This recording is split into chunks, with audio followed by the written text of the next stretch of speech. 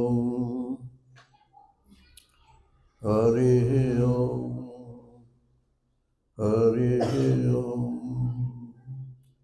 गुरुर्ब्रह्मा गुरुर्विष्णु गुरुर्देवो महेश्वरा गुरु साक्षात् परब्रह्म तस्मै श्री गुरुवे नमः। शंकरं शंकराचार्यं केशवं बादरायणं सूत्रभाष्यकृतौ वन्दे भगवन्तौ पुनः पुनः।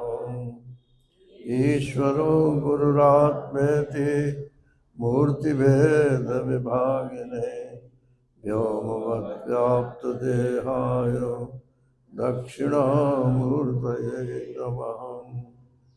कृष्णाय वासुदेवाय हरये परमात्मने प्रणतक्लेशनाशाय गोविन्दाय नमो नमः। गोविन्दाय नमो नमः। हरिः ओम। नारायण नारायण नारायण नारायण।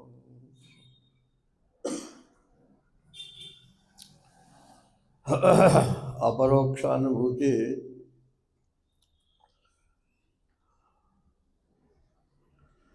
जो चीज अपरोक्ष है माने छिपी हुई नहीं है, हाजिर हजूर है, ऐसे बोलते हैं।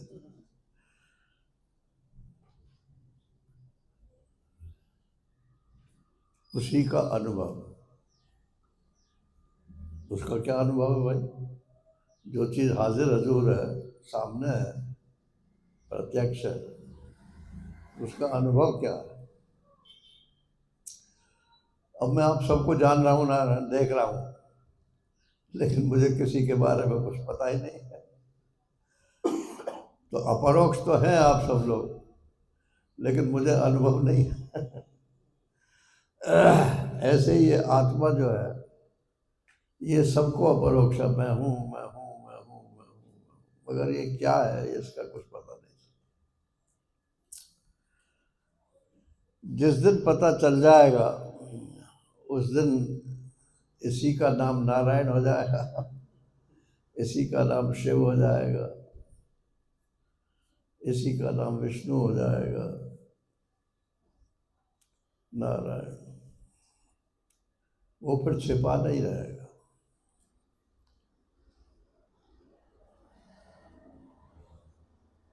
तो मुझे अपना आपा, अपना स्वयं अपरोक्ष तो है, मैंने छिपा हुआ तो नहीं है, मैं हूँ, सबको मालूम, लेकिन मैं क्या हूँ ये पता नहीं। नारायण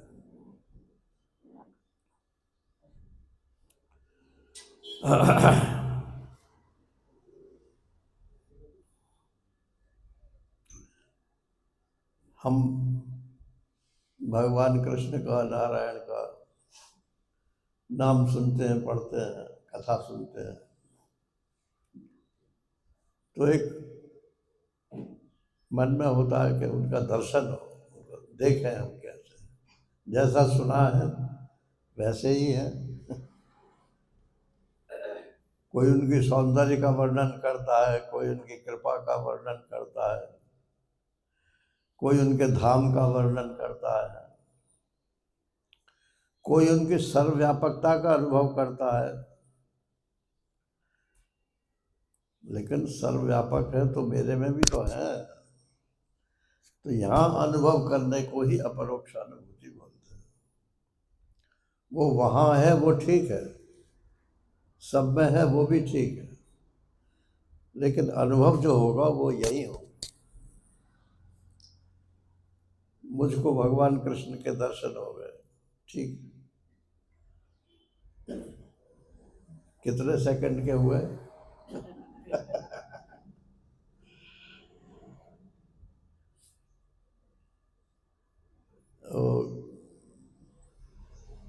एक पद है तो वो विरह का। तो गोपी कहती है कि आए सजना, मेरे पति प्यारे, आए सजना फिर गए अंगना, लेकिन मैं बौरी सोवत रही। अगर भगवान मेरे सामने आए और मैंने पहचाना नहीं कि ये भगवान है, तो सोने ही के बराबर। तो रात दिन ये हम आत्मा मैं हूं मैं हूं मैं हूं मैं हूं, लेकिन पहचानते नहीं। तो इसके तीन ही लक्षण हैं। लक्षणों से लक्ष्य की पहचान होती है। सत, चित और आनंद, ये इसके स्वरूप लक्षण है। और जगत की उत्पत्ति, पालन करना, संहार करना, ये इसके तटस्थ लक्षण। जगत की उत्पत्ति कौन करता है? बोले वो करता है। क्या आप कह सकते हो कि मैं करता हूं? नहीं कह सकते। इसीलिए उसको कहते हैं वो तत्पदार्थ। तत् माने वह जो परोक्ष। और ये जो सच्चित आनंद है, सत माने होना, मैं हूं, मैं हूं, ईश्वर है, जगत है, हूं, है। धातु एक ही है। अस धातु के ये तीनों रूप है। अस माने होना, ये अपरोक्ष है, वो परोक्ष है, ये प्रत्यक्ष है। तो अनुभव क्या अंत में होना है कि जो परोक्ष जिसको हम मान रहे थे या जान रहे थे या दर्शन किया हमने, और जो प्रत्यक्ष दुनिया मालूम पड़ती है, और अपरोक्ष जो मैं मालूम पड़ता है, ये तीन चीजें तीन नहीं है, एक ही है। जिस दिन ये अनुभव हो जाएगा उसी को अनुभव बोलते हैं, अपरोक्ष अनुभव। तो एक तो होने की बात तो बहुत आसान है, लेकिन ये है भी और ज्ञान जानता भी है। ईश्वर सबको जानता है, कैसे मालूम है भाई? ईश्वर सबको जानता है, सर्वज्ञ है, ये आपको कैसे मालूम है? सिर्फ शास्त्र शब्द प्रमाण से मालूम है ना। जब तक उसका अपरोक्ष न हो तब तक वो श्रद्धेय होता है।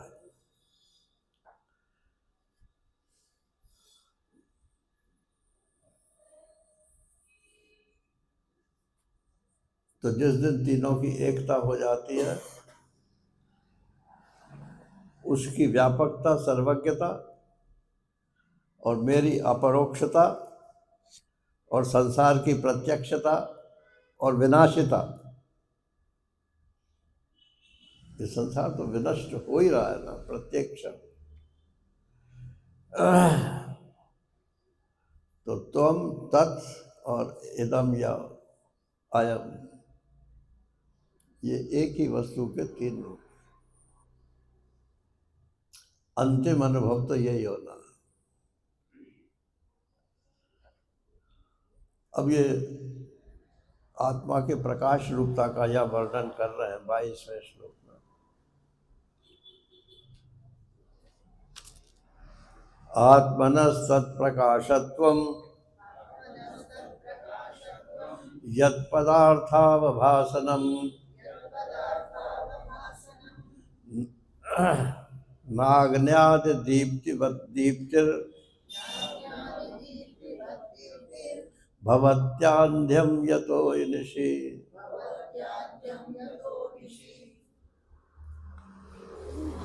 प्रकाश का काम है जो नहीं, अंधेरे के कारण नहीं मालूम पड़ रहा है उसको मालूम करा देना, माने अंधकार का नाश करना, ये प्रकाश का काम है। इसके चारों तरफ अंधेरा है, घड़ी के चारों तरफ, तो घड़ी नहीं दिखाई दे रही, और टॉर्च से हमने जो है अंधेरा हटा दिया, तो वो टॉर्च की रोशनी जो है अंधेरे को हटाएगी कि घड़ी को प्रकाशित करेगी? अंधकार को हटाएगी, घड़ी तो अपने आप प्रकाशित हो जाएगी। तो मैं अपने आप को क्यों नहीं जानता? परमार्थ रूप से अपने आप को वास्तविक रूप से क्यों नहीं जानता? क्योंकि कोई एक अंधेरा है, उसी को अज्ञान बोलते हैं, अविद्या बोलते हैं। उस अज्ञान अंधेरे को हटा दो तो आत्मा तो स्वयं प्रकाश है, अपने आप प्रकाशित हो जाए।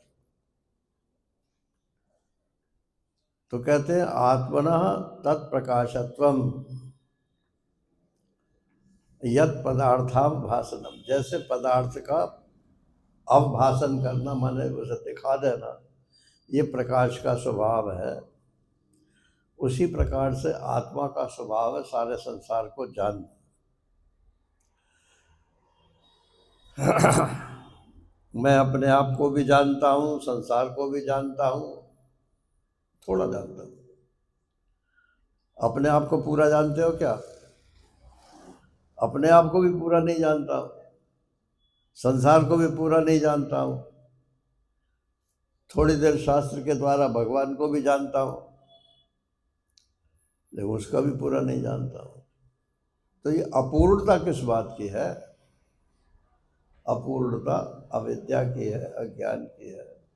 हम अपनी बुद्धि पर भरोसा करते हैं, वस्तु की जैसी है उस पर भरोसा नहीं करते। वस्तु पूर्ण है, जिस दिन वो अनुभव में आएगी पूर्ण ही अनुभव में आएगी, और जब तक नहीं आती है तो कोई बात नहीं है, जितनी आती है उतनी तो मान लो।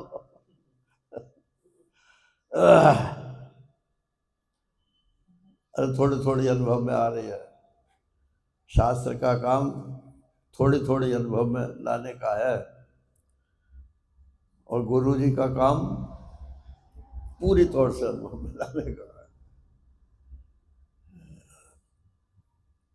तो आत्मा के द्वारा पदार्थ का अवभाषण दिखा देना, यही उसका काम है।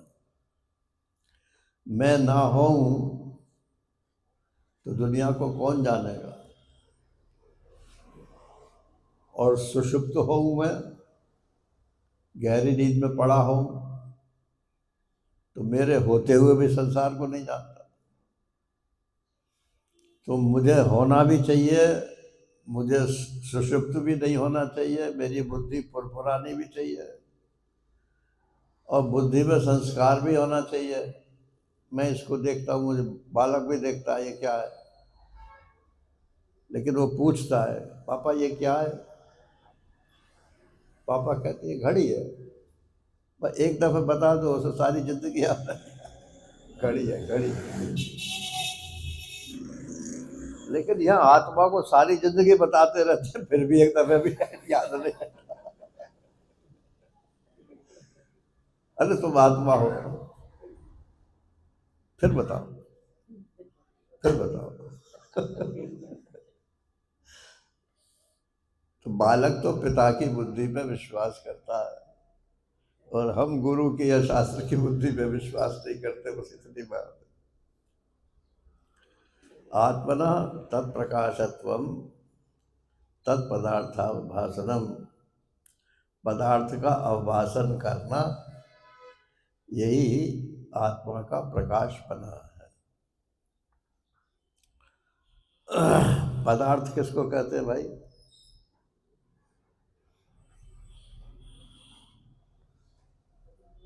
मोटी बुद्धि तो यही बोलोगे आप, पदार्थ वाले जो सामने वस्तु है उसी को पदार्थ बोलते हैं।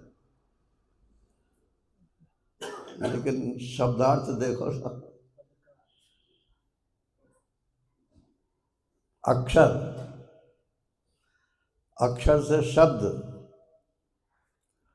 और फिर शब्द से शब्दार्थ, और वो जो अर्थ, शब्द का जो अर्थ है, जैसे फूल, फूल तो हुआ शब्द, और इसका अर्थ क्या हुआ कि ये फूल, ये पदार्थ है। व्याकरण से अभी पदार्थ नहीं है, यह फूल है, ये वाक्य है। फूल पीला है, फूल में गंध है, ये सब मिलाकर के जो फूल है इसी को बोलते हैं पदार्थ। फूल शब्द का जो पूरा पूरा अर्थ है वो पदार्थ है। तो आत्मा एक शब्द है, नारायण परमात्मा एक शब्द है, उसका पूरा पूरा अर्थ जिस दिन ज्ञात हो जाएगा। वो कैसे ज्ञात होगा? बोले जो स्वयं प्रकाश है अपने आप ज्ञात हो जाएगा, पर्दा हटा दो।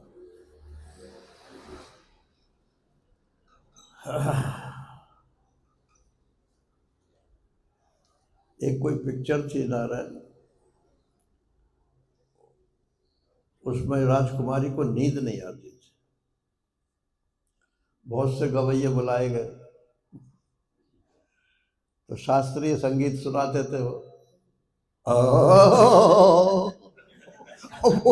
अब वो तो ना है, उसकी तो और नींद भाग जाए।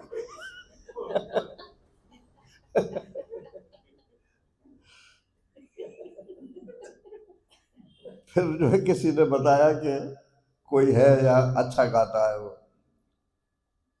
उसके पास गए कि भाई राजकुमारी को नींद लानी है, कोई गाना सुनाओ। बोले गाना तो मैं सुना दूंगा, मगर एक शर्त है कि राजकुमारी और मेरे बीच में पर्दा रहेगा, वो मुझे देखे नहीं, आवाज सुनो। राजा ने मान लिया कि ठीक है, लड़की ने भी मान लिया कि ठीक है। अब उसने गाना शुरू किया, चंदन कपलना रेशम की डोरी, झूला झुलाए दे दे के लोरी, चंदन कपलना। अब ये मैंने बालक को माँ जो है लोरी देकर सुना रही है, तो उसने एक लोरी सुनाई, राजकुमारी को नींद आ गई।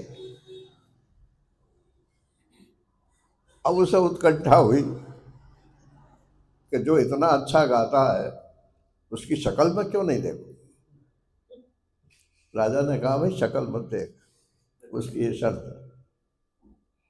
एक दिन उससे रहा नहीं गया, उसने उठ कर पर्दा फाड़ दिया। अब वो तो इतना कुरूप था, बदशक्ल, इतने इतने गड्ढे थे उसके।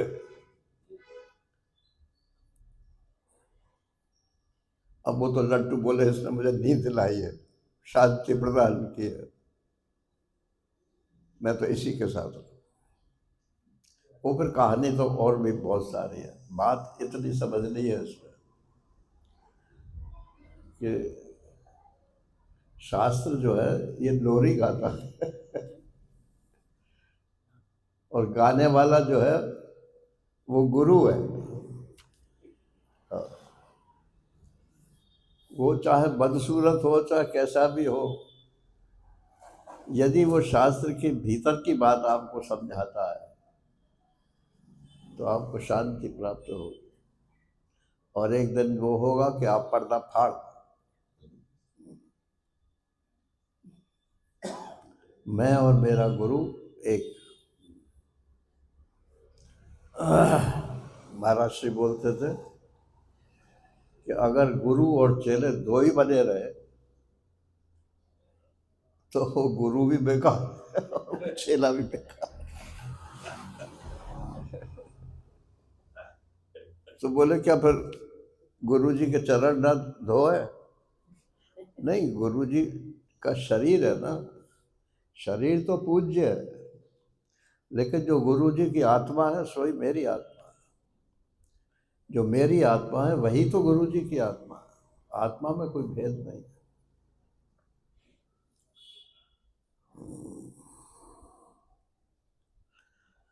तो आत्मा का स्वभाव तो प्रकाशन का है, वो अपने आप को भी प्रकाशित करता है और दूसरों को भी प्रकाशित करता है।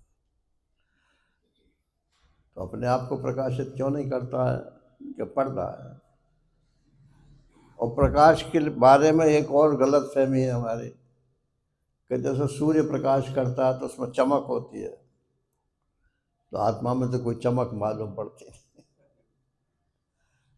कुछ लोग ऐसा बोलते हैं, आप ध्यान करो तो एक आपको प्रकाश चमकेगा। वही वही आत्मा है।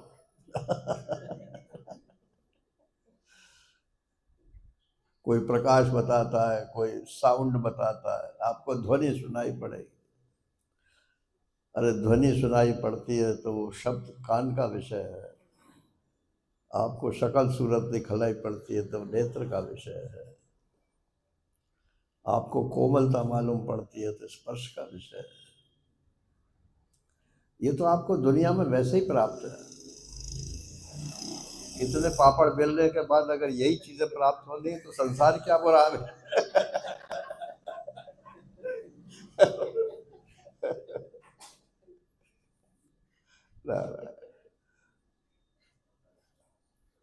तो इसमें कोई दीप्ति विप्ति नहीं, चमक नहीं है इसमें, कोई आपको विशेष अनुभव नहीं होगा, बस यही होगा ज्ञान स्वरूप मैं हूं और दूसरे हैं ये मुझको ज्ञात हो, दूसरे नहीं हैं ये भी मुझको ज्ञात हो। ज्ञातम मया, ज्ञातम मया, ज्ञातम मया। जान लिया जी, जान लिया जी, जान लिया। न अग्न्यादि दीप्तिवत दीप्ति, अग्नि के समान इसमें कोई चमक नहीं है। भवत आंध्यम यतो दिशि, अगर इसमें चमक होती तो रात के अंधेरे में चमकती है, तो रात के अंधेरे में तो नहीं चमकती। लेकिन सूर्य के प्रकाश से आप अंधेरा नहीं देख सकते, लेकिन रात को जब सूरज नहीं रहता है तो आप खुद अंधेरा देख सकते हो। अंधेरा आपके लिए ऐसे ही दृश्य हो जाता है जैसे दिन में प्रकाश दृश्य हो जाता है।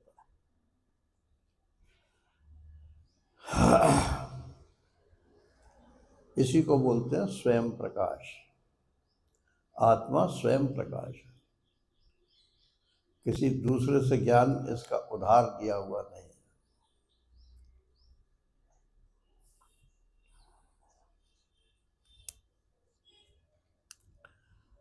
स्वयं प्रकाशता ही वेदांत का सिद्धांत।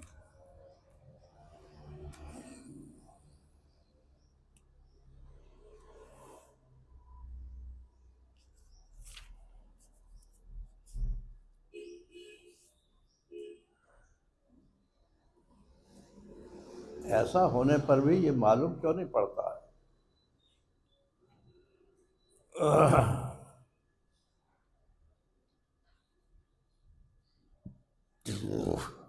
कोई ना कोई पर्दा है। देहोहम इति अयम मूढ़ा धृत्वा तिष्ठति अहो जना। अहो, बड़ा अफसोस जाहिर कर रहे हैं आचार्य।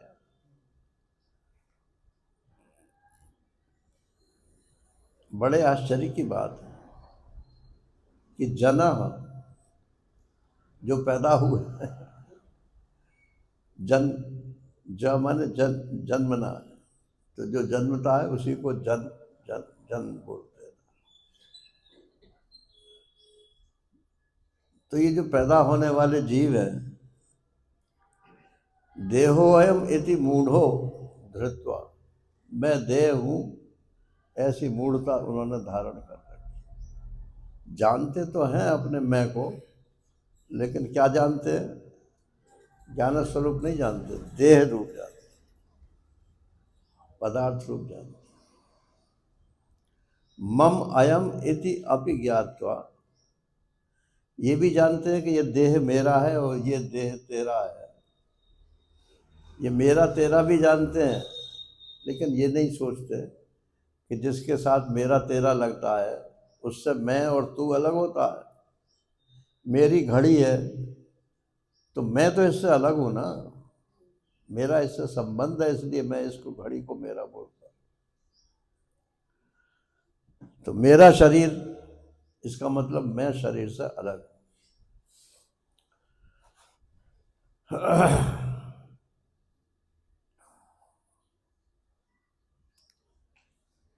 ये तो बहुत ही सिंपल बात है,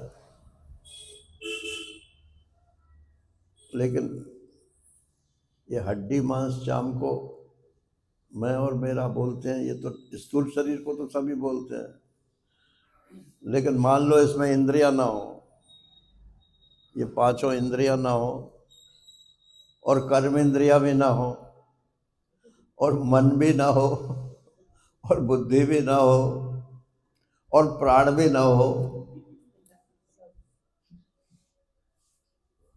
तो क्या होगा? वही जो मरा हुआ पड़ा रहता है,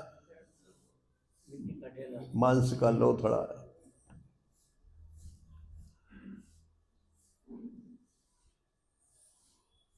तो कर्म करने के लिए तो कर्मेंद्रियां हैं, और भोगने के लिए ये ज्ञानेंद्रियां हैं, मन है, और जानने के लिए ये बुद्धि है। लेकिन इनको जानता है मानता कौन है? उसी को जीव बोलते हैं। और जीव का जो शुद्ध स्वरूप है उसी को आत्मा बोलते हैं। और आत्मा का जो व्यापक स्वरूप है उसी को ब्रह्म बोलते हैं। घुंडी है नारायण। कोई ऐसा नहीं है कि जीव अलग हो और ब्रह्म अलग हो और ईश्वर अलग हो। एक एक चीज का ही फर्क है, और वो सारे फर्क डाले भी गए और हटाए भी गए। शास्त्र नहीं डाले हैं और शास्त्र नहीं हटाए। जीव किसने देखा, जरा बताओ जितने बैठे हैं। किसी ने जीव देखा? शरीर तो सबने देखा है, लेकिन मैं जीव हूं जी, मैं जीव हूं जी, ऐसा आग्रह हो जाता है। जीव हूं माने मैं जीने वाला हूं, इसमें मैं जो जी रहा हूं, प्राणात्मा को जीव बोलते हैं। बिना प्राण का कोई जीव नहीं होता, और प्राण निकल जाता है इसीलिए उसको मुर्दा बोलते हैं। जीवात्मा निकल गया तो शरीर रहा, जीवात्मा निकल गया। लेकिन शरीर का आधार क्या है? पंचभूत। पंचभूत तो रहे, और पंचभूत का आधार क्या है? ब्रह्म, परमात्मा, ईश्वर, वो तो रहा।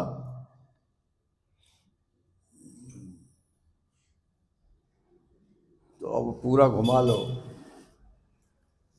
ईश्वर, ईश्वर में शरीर, शरीर में प्राण, और प्राण में ये अहम अहम अहम स्फुरण, यही जीवात्मा है। जिस दिन ये अहम अहम अहम स्फुरण बंद हो जाएगा उस दिन गए काम से। ये हो लेकिन ये बंद क्यों होगा और क्यों शुरू हुआ, ये सवाल है। शुरू क्यों हुआ और बंद क्यों हुआ? इसी को प्रारब्ध बोलते हैं। ये जाने कब से लीला चल रही है संसार की, और इसमें ईश्वर अनेक रूप आय विष्णवे प्रभ विष्णवे, परमात्मा ही अनेक रूप धारण करता है। तो एक रूप में उसने ये मान लिया कि ये शरीर मेरा है। बस जब मेरा हो गया तो इसमें जो भी क्रिया हुई वो भी मेरी हो गई। दुख देने लगी तो उसको कह भाग जा, सुख देने लगी तो बोले आ जा। बस यही सुख दुख का विवेक है ना। इसी से पाप और पुण्य हो जाता है।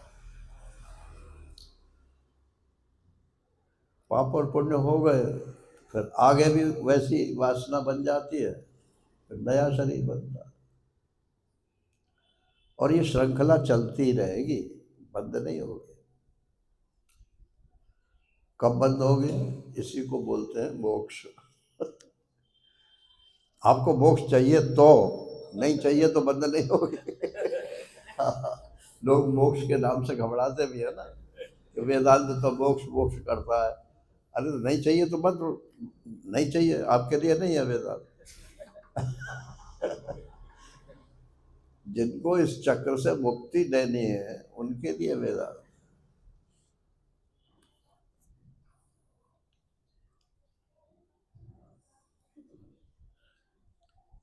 एक कोई बुढ़िया थी,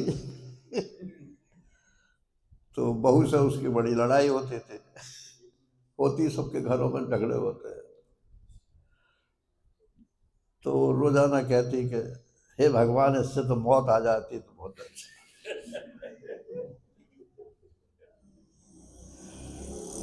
अब गर्मी के दिन थे, बुढ़िया बाहर सो रही थी, बहू भीतर सो रही थी, अब मौत आ गई। अब मौत को जो देखा तो बुढ़िया ने कहा, कौन है तू? कि वही हो जो तो रोजाना कहती थी कि मौत आ जाती तो अच्छी है। बोले भीतर सो रही है।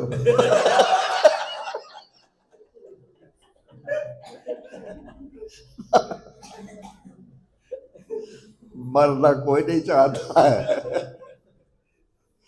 तो मोक्ष में जब हम बोलते हैं, शरीर तो मरेगा मरेगा मरेगा, लेकिन अगर मैंने अपने आप को जान लिया तो मैं नहीं मरूंगा, नहीं मरूंगा, नहीं मरूंगा। लेकिन ये दुनिया मर जाएगी, मेरे लिए दुनिया मर जाएगी। वो तो अभी भी मरी हुई है। आपकी दुनिया कितनी बड़ी है? एक अदद में, एक अदद मेरी पत्नी, 2-3 अदद मेरे बच्चे, और 2-4 लोग रहते होंगे आपके पास। इतनी बड़ी दुनिया है ना। पड़ोस में मर गया कोई, चलो ठीक, हाँ साहब ठीक। वो नेता मर गए, मर गए। दुनिया मरे चले चली जा रही है, किस किस के लिए रोते हैं? तो ये शरीर भी छूट जाएगा, आपके लिए भी कोई रोने वाला नहीं है, वो सब दिखावे के लिए रोते हैं।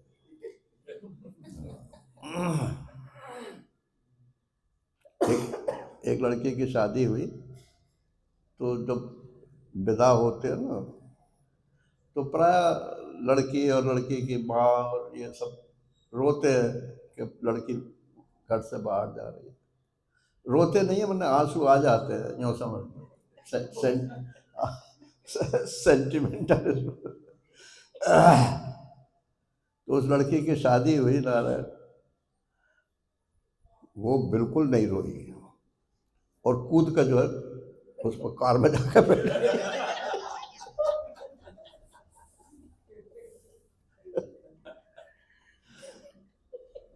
अभी वो जिंदा है,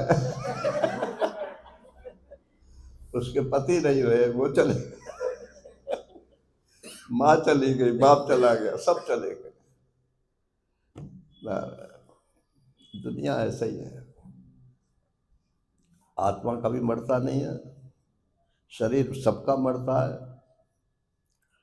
अपने को आत्मा जान लो तो शरीर को मरता हो तो मरता। तो देहो अयम इति मूढ़ा, अरे तेरी बुद्धि मूढ़ हो गई है, भटक गई है। महाराज श्री तो मूढ़ का अर्थ करते हैं कि गर्भो मूढ़ा। जब बच्चा पैदा होता है तो किसी किसी का तो आसानी से हो जाता है, आजकल तो वो सीजेरियन होते हैं तो उनको पता ही नहीं चलता है। तो और किसी का ये टेढ़ा हो गया गर्भ, तो उसको इसकी आयुर्वेद की भाषा में बोलते हैं गर्भो मूढ़ा। गर्भ जो है वो रास्ता भटक गया, जिस रास्ते से उसे निकलना चाहिए था उस रास्ते से निकल नहीं रहा। तो जिस रास्ते से हमको परमात्मा की तरफ चलना चाहिए था उस रास्ते से यदि हम भटक गए तो हमारी संज्ञा भी मूढ़ है, भटक गए। ऐसी मूढ़ता या मन की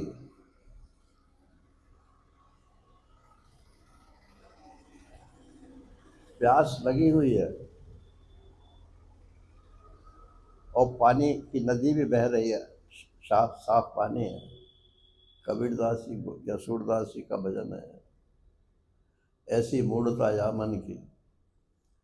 गंगा जी की धारा को तो छोड़ दिया उसने, और पत्ते के ऊपर जो ओस के कण है, ड्यू, ओस के जो कण है उनको चाट रहा है कि मेरी प्यास बुझ जाए। तो ये विषयों को चाट चाट के तुम अपनी प्यास बुझा रहे हो, और ये शास्त्र की गंगा बह रही है नारायण, इसको नहीं देखते। तुम्हारी बुद्धि की बलिहारी। देहो अयम इति अयम मूढ़ा धृत्वा तिष्ठति अहो जनः मम अयम इति अपि ज्ञात्वा, इस शरीर को मेरा भी कहता है ये जान करके भी। घट दृष्टा एव सर्वदा, घड़ा को देखने वाला घड़े से अलग होता है। तुम शरीर को देखने वाले हो शरीर से अलग।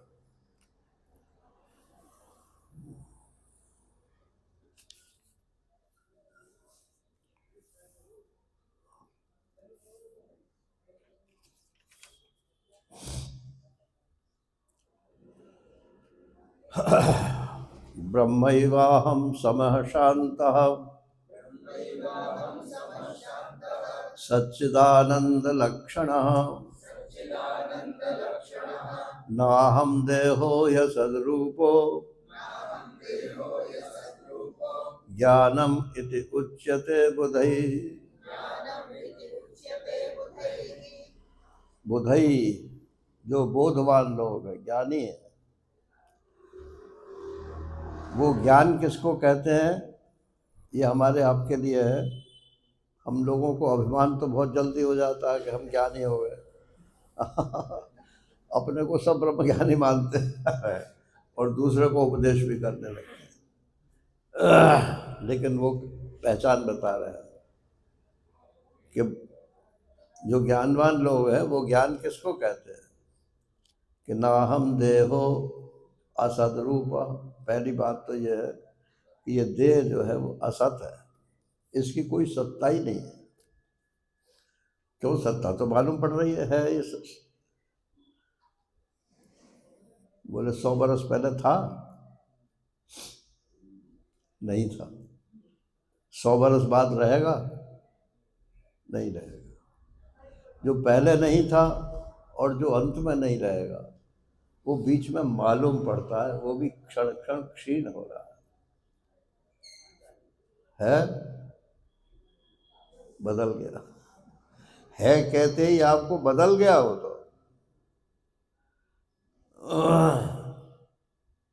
इसे बौद्ध दर्शन में बोलते हैं प्रत्यभिज्ञा।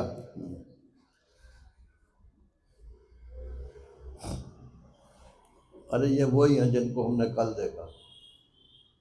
वो कल वाले तो गए काल के घेरे में। आज ये नए उत्पन्न हुए हैं, लेकिन हम इसको समझते नहीं है। तो क्षण क्षण प्रध्वंसी को भी हम सत्य मानते हैं। ना हम देह, इसलिए मैं देह नहीं, ये तो प्रत्येक क्षण बदल रहा है।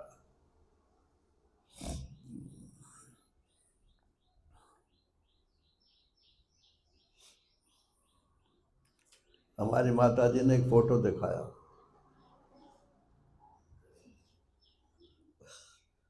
तो उस फोटो में छुटपन का फोटो था। तो माता जी बोले, देख बेटा, ये तू है।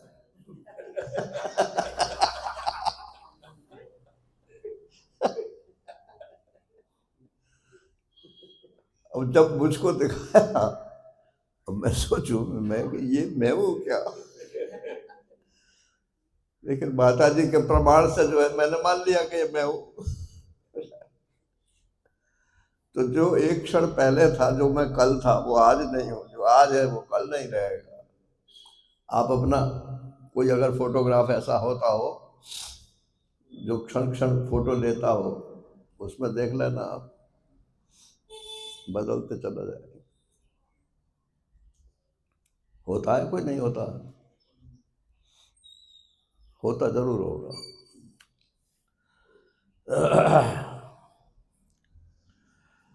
तो ना हम देह, मैं ये देह नहीं, ये तो असत रूप है। और ये मैं तो कभी, मैं तो वही रहता है, शरीर मैं का बदलता है। अच्छा, मैं तो हो गया, अब ये मैं कौन हूँ? मैं स्वामी विश्वात्मानंद। अब कोई स्वामी न लगावे मेरे नाम के पहले, इसने स्वामी क्यों नहीं लगाया?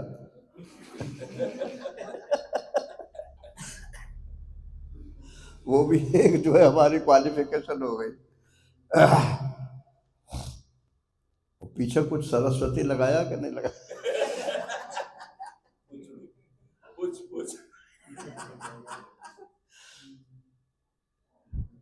आगे भी तू, पीछे भी तू।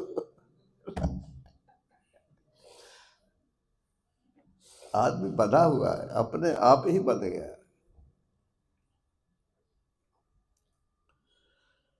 शेक्सपियर साहब कहते हैं कि what is there in a name.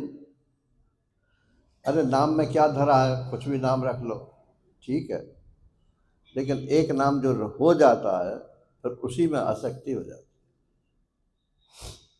इसीलिए सन्यास में नाम बदल देते हैं कि अब तक जो जिसका नाम था उसमें की उसकी आसक्ति खत्म हो जाए, लेकिन वो नए नाम में आसक्ति हो जाती है।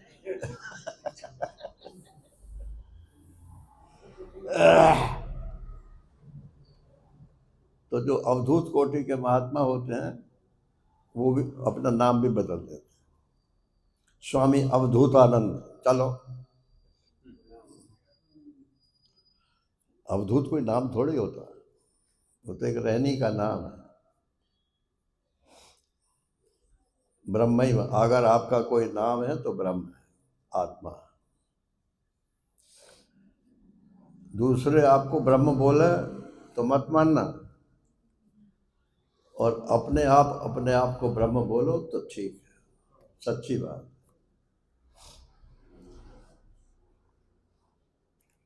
ब्रह्मैवाहम, मैं ब्रह्म ही हूँ। ब्रह्म एव अहम, एव और लगा दिया इसमें। मगर कहते मत फिरना कि मैं ब्रह्म ही हूँ।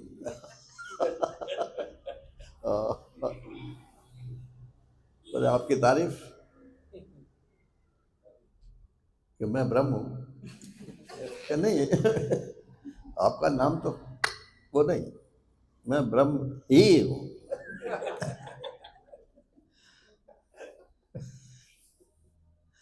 ये दूसरे के लिए नहीं है भाई, अपने लिए है।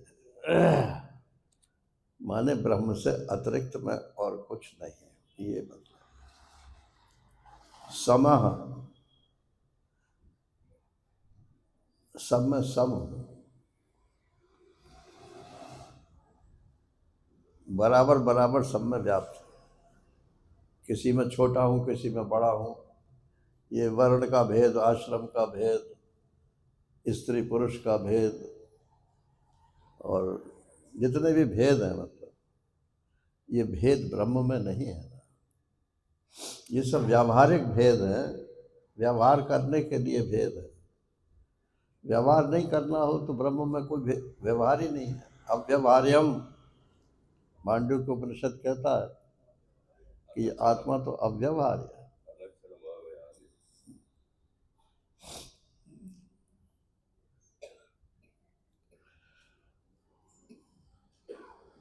शांतः, शांत, बात बात पर नाराज हो जाते हैं, नाराज। तो शांति अपनी भंग होती है कि दूसरे की भंग होती है?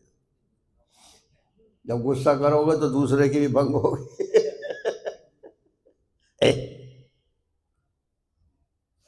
ये यहाँ पे क्यों रख दिया? अरे रख दिया तो तब उठा कर ठीक कर लो। आप दूसरे के ऊपर हुक्म चलाते हो तो उससे भिन्न मानते हो ना।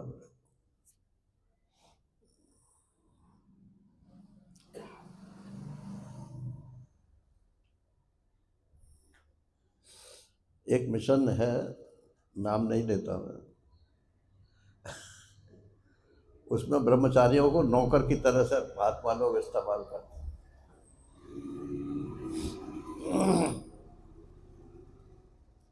ब्रह्मैवाहम समः शांतः सच्चिदानंद लक्षणः। इसकी तो चर्चा रोजाना होती है, सच्चिदानंद, यही मेरा लक्षण है नारायण।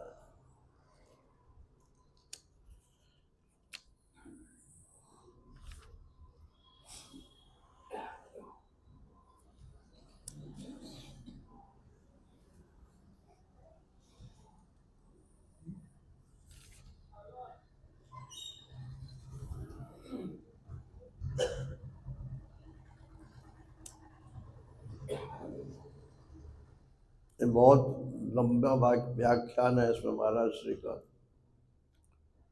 मैं समझता हूँ ये एक व्याख्यान नहीं है, 2-3 व्याख्यान हुए होंगे इसी पे, तो वो एक जगह कर दिए इसलिए लंबा हो गया। बात तो इतनी ही है जो बात हो चुकी है।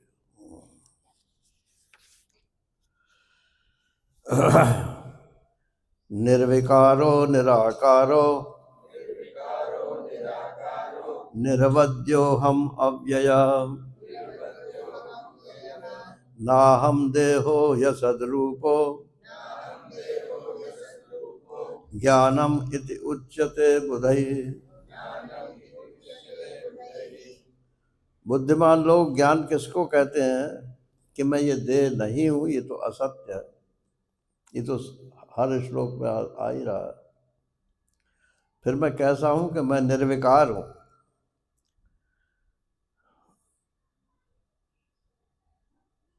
निर्विकार का कई अर्थ होता है। एक तो वस्तु जैसी है वैसी ही बनी रहे तो वो निर्विकार है। विकार माने बदल। आपका शरीर निर्विकार है क्या? जैसा बचपन में था वैसा ही है?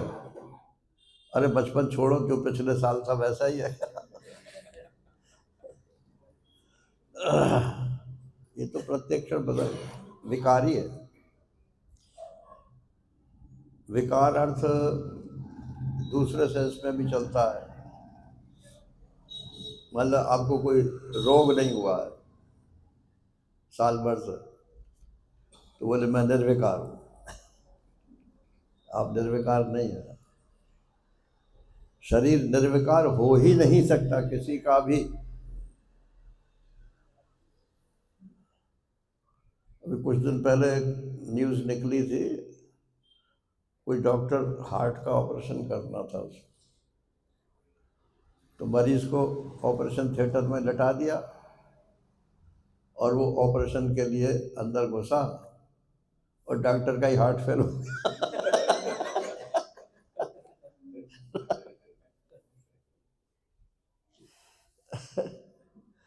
ये भीतर भीतर क्या चल रहा है कुछ पता नहीं है।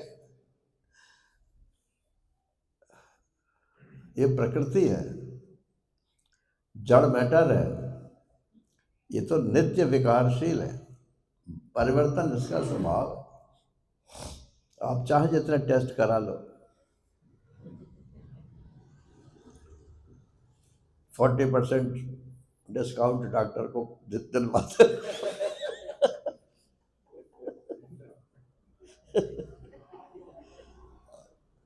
MRI करा लो। अरे क्यों करा लो MRI? नहीं, पता चल जाएगा।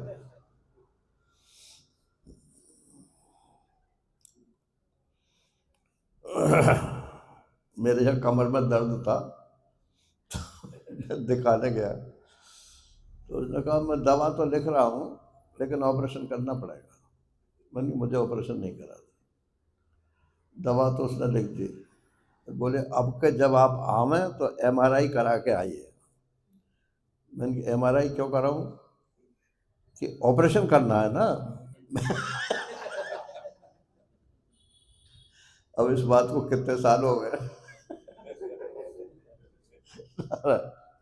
अभी तक तो ऑपरेशन की नौबत आई नहीं है ईश्वर की कृपा से।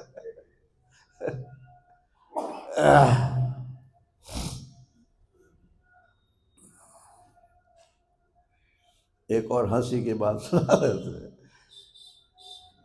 एक वो रजनीश ओशो, उसकी एक पुस्तक है हंसबो खेलबो। उसका नाम है हंसबो खेलबो।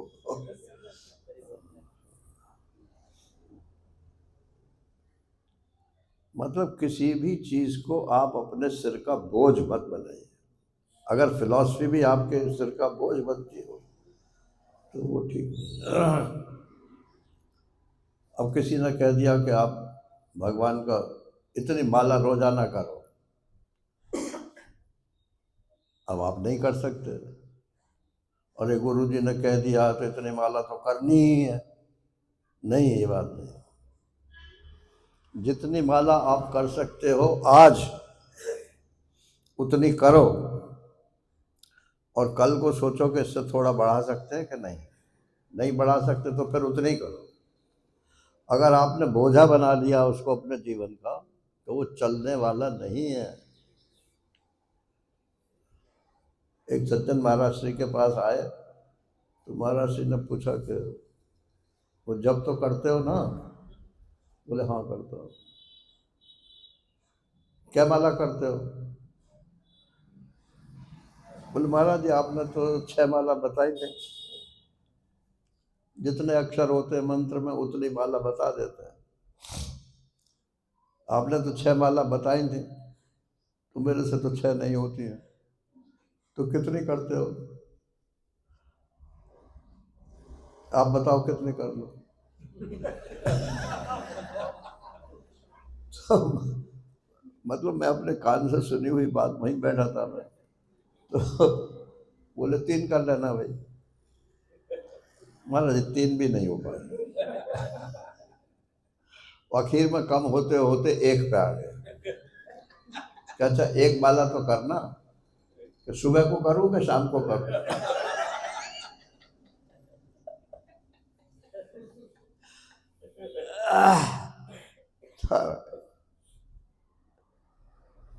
At your convenience sir. किसी भी चीज को बोझा नहीं बनाना चाहिए, वो जीवन में कारगर नहीं होगा। फिलॉसफी बोझ नहीं है, उपनिषद बोझ नहीं है, भगवान का भजन बोझ नहीं है। वो आपके कल्याण के लिए साधन है। आप जितना कर सकते हो प्रेम से करो, लेकिन सुविधा भोगी नहीं होना चाहिए। महाराष्ट्र का शब्द है, सुविधा भोगी नहीं होना चाहिए। AC भी चल रहा है, आज बिजली नहीं है तो AC नहीं चला तो भजन नहीं हुआ।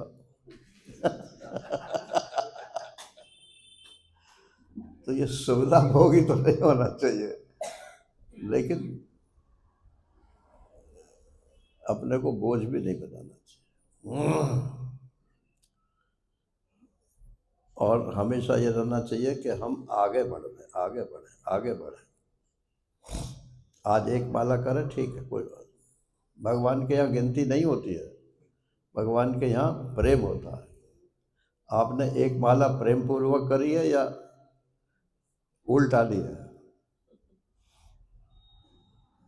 एक हमारे आश्रम में भी थे, स्वामी नारायणानंद नाम था उनका। तो वो वैष्णवों में रहे थे, तो वो हजारा माला करते थे। जैसे एक माला में तो 108 ताने होते हैं, उस माला में 1000 माला होती। तो मेरे से उनका कुछ प्रेम हो गया था, तो मेरे पास आके बैठ जाते थे। तो मैंने कहा आप 1000 माला रोजाना कैसे कर लेते हो? बोले हो जाते हैं, भगवान की कृपा से हो जाते हैं, बात आई गई हो गई। फिर महाराज श्री ने भी एक दिन प्रसंग ऐसे ही छोड़ दिया। बोले लोग हजारा माला से जब करते, बतावें कैसे करते?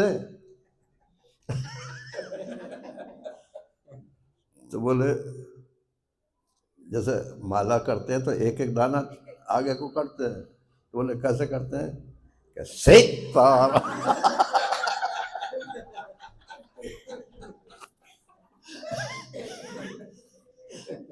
एक दफे में जितने जितने निकल गए।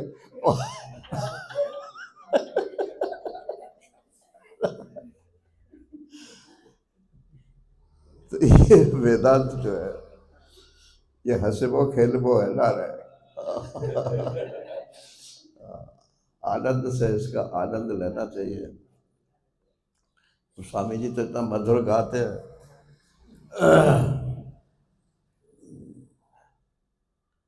संगीत भी इसमें सहायक है। लेकिन एक बात और कहते थे महाराज, दो बात कहते थे।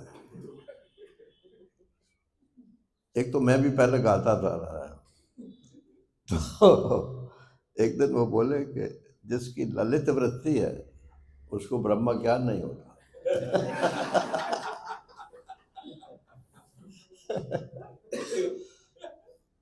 फिर एक दिन बोले कि देखो ये जो हमारे पास बैठे हैं ना, उनके शिष्य थे, वो भी गाते थे।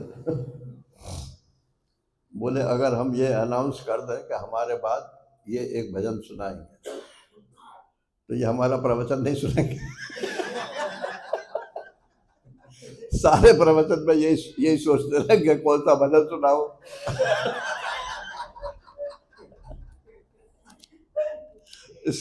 इसकी भी एक वासना होती है लहरा, इसलिए भगवान का कीर्तन ही कराना चाहिए और करना चाहिए।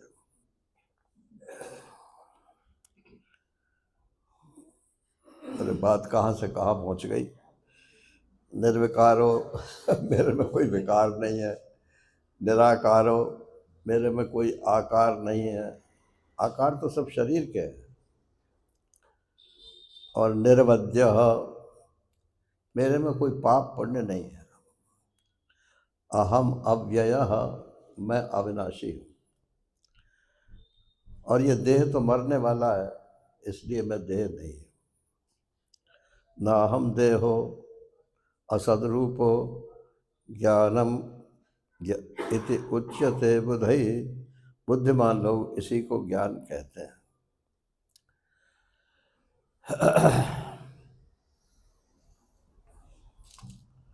बस 2 मिनट और हैं, अभी बंद करते हैं।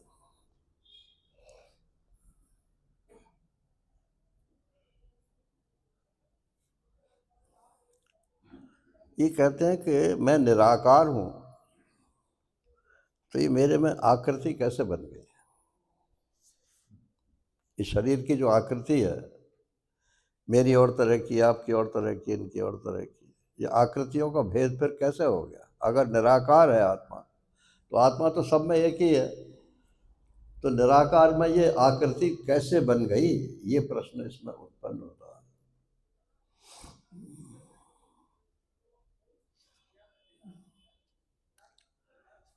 रात मैंने इनसे भी ये प्रश्न पूछा था। ऐसे कुछ तो भी बोलते रहते हैं ना अपन लोग, तो इन्होंने तो जवाब नहीं दिया, और मैं सोचते सोचते सो गया। एकदम फ्लैश हुआ।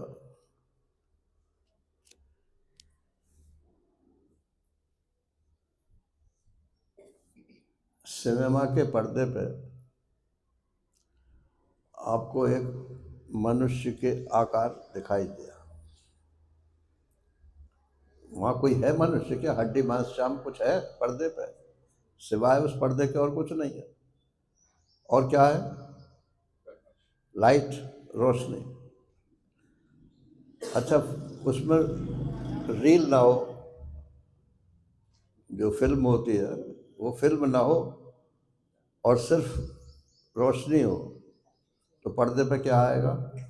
कुछ नहीं आएगा ना। तो ये जो हमारी आकृति बनी है, इसके पीछे भी एक रील है।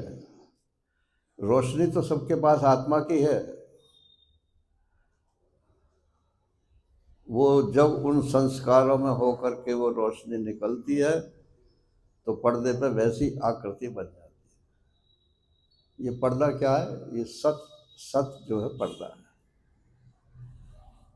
और इसमें जो संस्कार रूप हमारा शरीर है, उस संस्कारों में होकर के जब चैतन्य का प्रकाश निकलता है तो वैसी शरीर दिखाई देने पड़ती है। और एक दिन देखते देखते मिट जाती। लाइट ऑफ हो गई तब भी आपको सिनेमा नहीं दिखेगा। रील टूट गई तब भी आपको सिनेमा नहीं दिखेगा। पर्दे में आग लग गई तब भी आपको सिनेमा नहीं दिखेगा। तो इस पर्दे में तो कभी आग लगती नहीं है। और ये रील टूटती है, लेकिन दुनिया की सब रीलें थोड़ी टूट जाती। तो कुछ ना कुछ तो दिखलाई पड़ता ही रहता है। मेरा शरीर दिखाई नहीं देगा, इनका देगा, इनका देगा, इनका देगा। किसको देगा? जिसका खुद का शरीर होगा उसी को देगा, और जिसका खुद का भी शरीर नहीं है उसको कुछ नहीं देगा।